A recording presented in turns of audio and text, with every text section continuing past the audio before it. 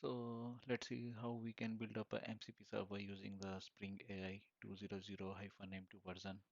So this version is still in development and not yet production ready, but we can still explore the capability. So we will be using the streamable HTTP MCP server protocol or the transport layer that will allow the client to connect with this server using HTTP post or a GET request. And we need to set up the server protocol as streamable, and dependency we are going to use would be the MCP server webflux. And these are some configurations regarding the server.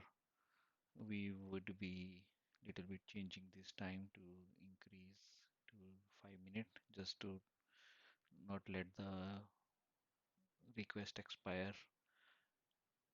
Yeah, and the capabilities that we would be looking exploring in this video would be the tools, resources, prompts, completion, logging, progress. Yeah, these 5-6 capabilities we'll explore. So you can go ahead to the Spring Initializer website and create a project with MCP server dependency. And I have already done that and even did some coding. So I can show you my build.gradle. I'm using here MCP server webflux, and in the application YAML file I have done the configuration. My server runs on port 8081 and the request timeout I have increased. I have given name to server and protocol is streamable, and I have enabled the logging on MCP package and the org Spring framework package trace logging. Okay, and now let's see how we can create a prompt inside the server. So starting with the basic one. So this is the most basic one. It just take name as an input and create a string message and then return that string message as assistant role message. You can change it to anything. There are multiple roles present here. Let's see. We have got user and assistant message. Yeah, role. So let's change it to user role and let's restart the server. Now, how do we test this capability? So there is a MCP client tool, which is mentioned here on this page. So I'm going to use this command to run this tool on the terminal.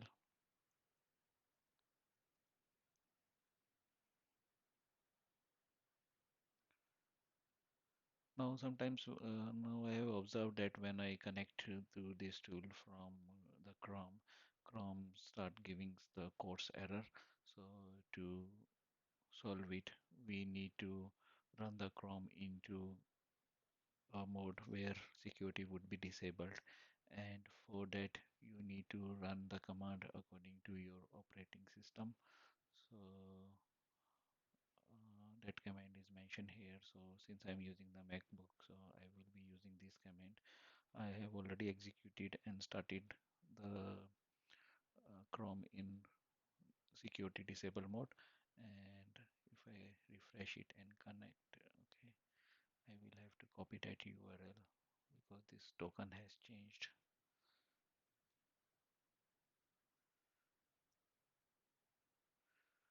And if I go to prompt and list the prompt, now you will see this greeting prompt, and if I enter my name, I would receive a user role prompt here.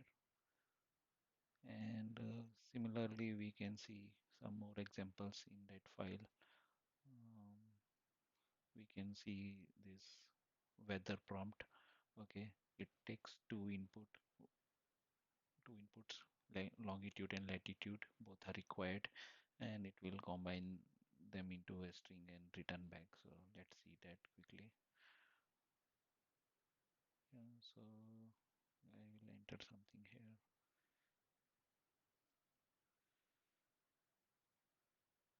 Yeah, we got a prompt as an output.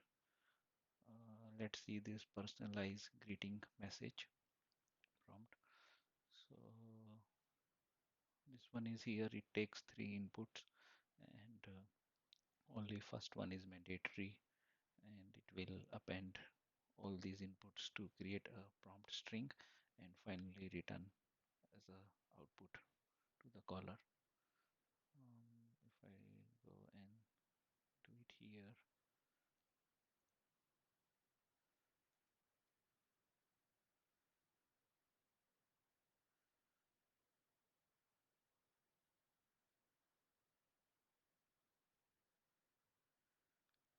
let's give it a try again. Don't know what happened.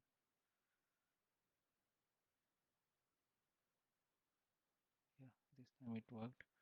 And you would have noticed that here we are getting suggestion automatically as soon as we enter the text and it is filtering. So the way it is happening is that there is a feature of MCP completion in the server, which is this one. I'll show you through coding as well, annotation. So server annotation, there should be this. Yeah. So this will be tied to the prompt whose name matches with the prompt value, and then we can have a filter logic inside this and return the relevant string. So if I go back to my code and go to completion provider, and I have created the string of a list of cities here, and I have disabled it, so this is not used, but this one is used, and the prompt here is exactly same as the prompt name in the prompt provider class. And here I am first extracting the prefix, the user input, and then the name of the argument. I just want this logic to execute only on the field name city, so that's why I am doing that filter operation here and returning an empty list in other scenarios. So that's how this MCP complete is getting tied up or connected to a particular prompt.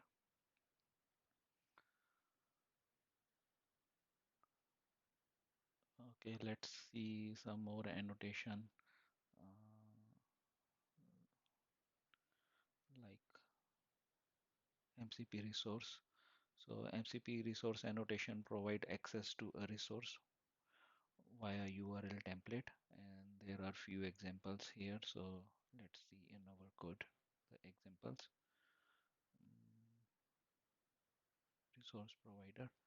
So I got a config here created, and the configuration is just a map of string and string, and this config is connected to app.config, which is defined in the application YAML. So it's just a config, and this config contains a JSON, and then there is a boolean config, which is again a JSON.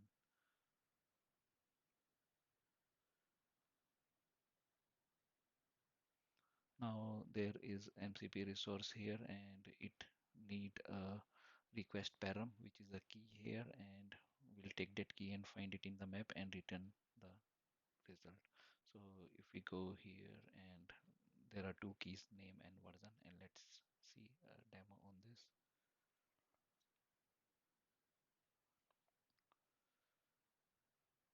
So configuration, let's write version. So we got version number, and if I write name, so it is working as expected. Mm, let's see some more example of the resource. So this one is taking username as the request param, and we got some description with the help of MCP arc, and we don't have any filter logic here, but we are just simply returning this hard-coded profile text to the caller, and yeah, and similarly in case of the next one, we are also returning the hard-coded text to the caller irrespective of whatever the ID we provide. Let's see a demo on that. So user profile.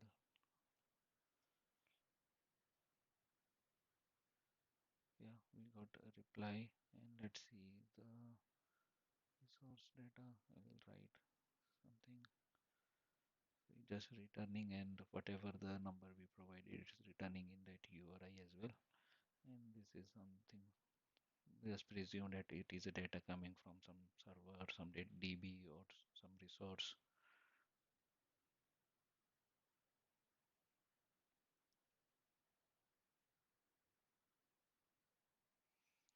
Here we are also sending a notification message to the client accessing resource with this ID.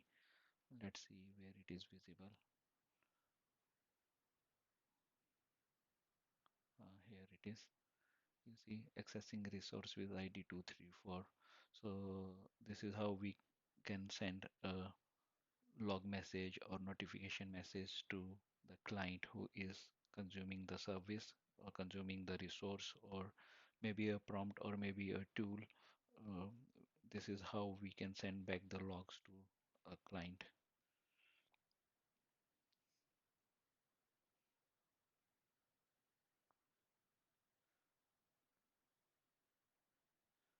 Okay, we have seen these 4 annotations, and but there are few more features that are supported by MCP server. Mm, something that is called sampling. Let's see, sampling is here. Yeah, and elicitation. Yeah, so let's start with elicitation. So MCP has got something called elicitation, which means if we want to take user input for a particular operation, if MCP server want to request an input from a user, or maybe MCP server wants some human to approve the request before it proceed to next step, they have got 3 actions to perform. They can either approve, they can decline, or they can cancel the request. So to support that kind of feature, MCP protocol has got um, this elicitation feature.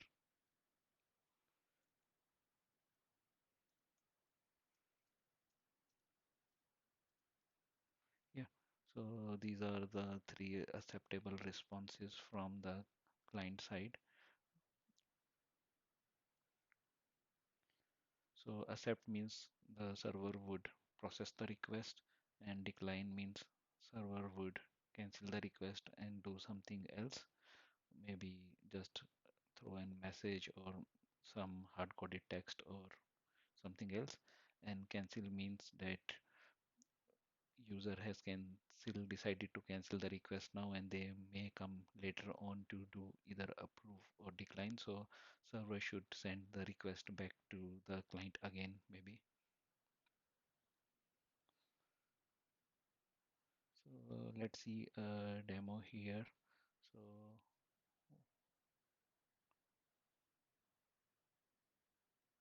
So I have got a MCP tool written here. This the responsibility or the feature that MCP tool provides here is that client can use this tool to write a poem on a weather forecast in a Shakespearean style. But before the poem is generated, first we want a human to come and approve the request.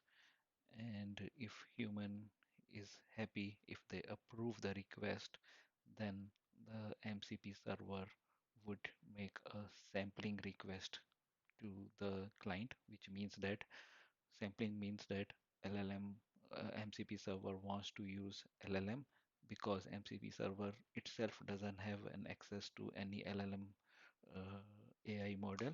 So it will make a request to the caller MCP server client to fulfill their request with an LLM. So this request would be created by MCP server, sent to LLM client, and then LLM client would make a request to LLM to perform that given operation or given prompt.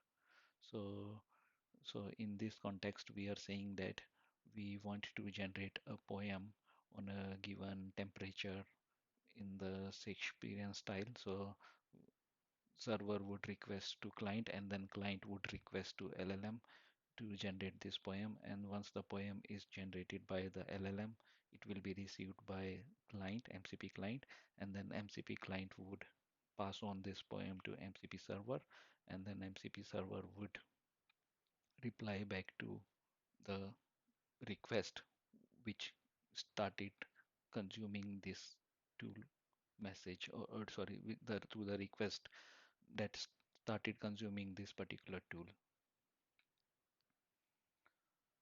So we can see a small demo on this. We need to go to tools here, list down the tools. Let's clear this and generate poem. Let's say we wanted to generate a poem on 20-degree. Um, run a tool.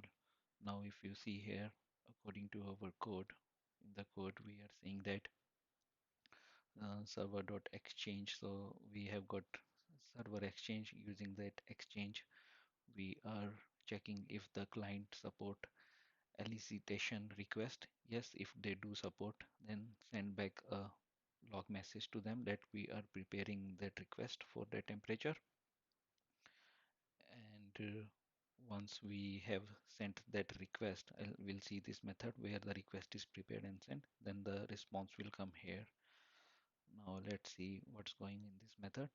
So we are building a elicit request, and we have a message here: consent to generate an epic poem for below temperature. And here we are sending the JSON schema of the objects that are present in our request. So if this need to be hard coded, and it should have a format like type and object, and then we will have the property which is required property. So in this case, the temperature is a required property. So I will little bit arrange it, and these are the and these this is the schema definition of that property. So its type is number, and description about that, what would be the default value, what is the permissible minimum or maximum value for that. So the, in this way we need to define all the inputs that we are asking from a human to either provide or either approve it. So if we go back to that UI screen again, and you can see that same JSON appears here as well. And there are some limits here. So if I try to put 200, probably it will not go. Yeah, because it's breaching the validation. Now, if I am a human, and if I am the person who have to approve this request, and click on submit now. Now that now the human has approved it, and now the sampling request has come from server to the client, and now client need to send this request to its corresponding LLM model. But since it's a dummy app, and we have got all dummy setup done here, so instead of a real LLM, we will just write our own poem.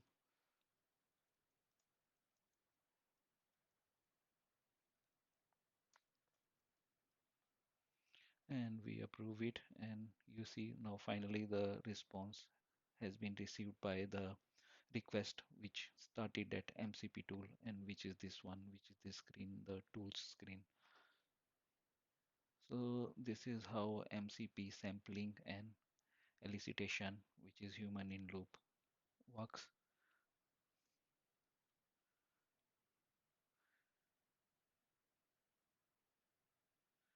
Now in this I have created 3 cases to handle the scenario, so that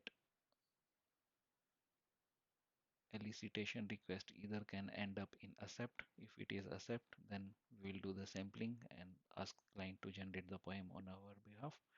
If it is cancelled or declined, then we will simply mark the poem as an empty string. But if it is a cancel from the human side, then we will restart that or resend the elicitation request back to the client. Let's see these two cases, last two cases, decline and the cancel one. So let's generate a poem this time, maybe on 25. So now if I decline it, map object because the return value of protocol MCP elicitation content is null.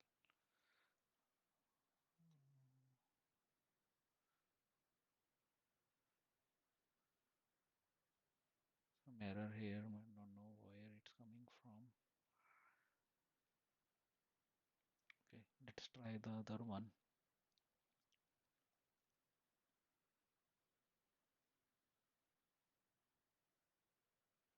Cannot invoke the map object because return value.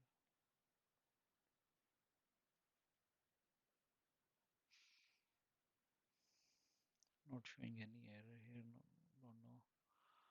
Maybe I'll check it and come back later or make another video to show why it's not working here and fix it.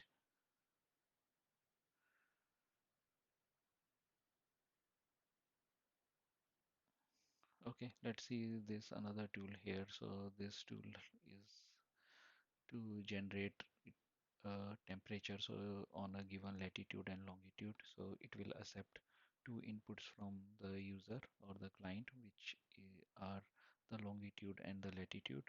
And once the longitude latitude received, we will make a call to API. This is a free API. You can also use that and send it a longitude latitude and it will return the temperature. So let's see a demo on this.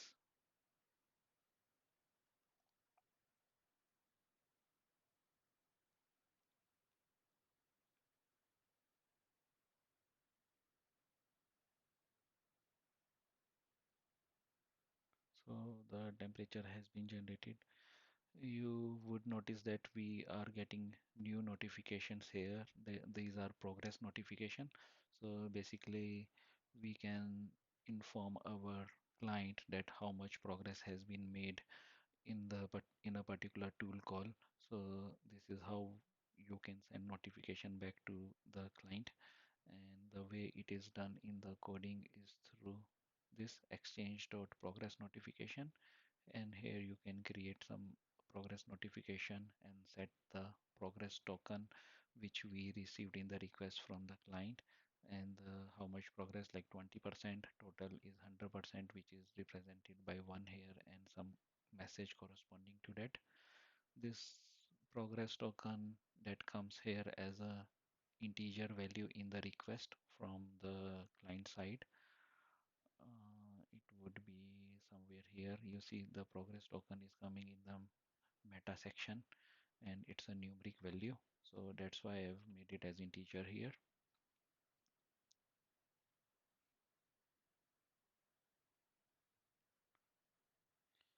Yeah, that's it for this video.